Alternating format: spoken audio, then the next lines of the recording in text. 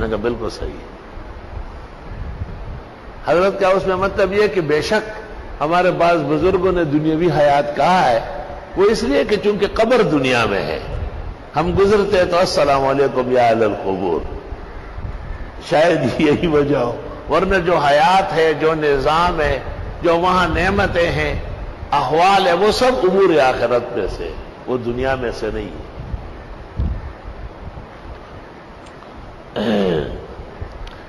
اس موضوع پر کافی بزرگوں نے لکھا ہے. علامہ خالد محمود نے بھی ایک کتاب لکھی تھی مقام حیات، بالکل ابتدا میں جب پنجاب اس مسئلے کے لپیٹ میں تھا. اور علامہ اللہ یار چکڑالوی نے ایک کتاب لکھی تھی حیات الانبیاء.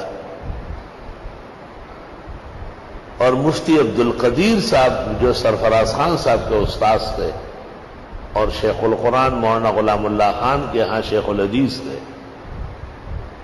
ان کی کتاب ارشاد العلماء الی حیات الانبیاء. یہ تمام کوئی صفحہ ہستی پر کتاب نہیں جو اس عاجز اور فقیر نے نہیں دیکھی. دو آدمیوں کا نہیں کہتا ہوں، علامہ خالد محمود انگلینڈ والے اور محقق الاثر شیخ مرشد مولانا سرفراز خان، یہ امامان کبیران و عالمان عظیمان فی هذه المسئلہ والمسائل الاخر.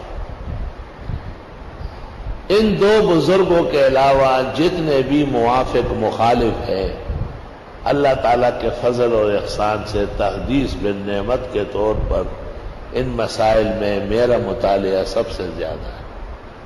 یہ صرف آپ کی آگاہی کے لیے کہہ رہا ہوں، تم سے کوئی انعام نہیں لیتا. تم خواران مجھے کیا انعام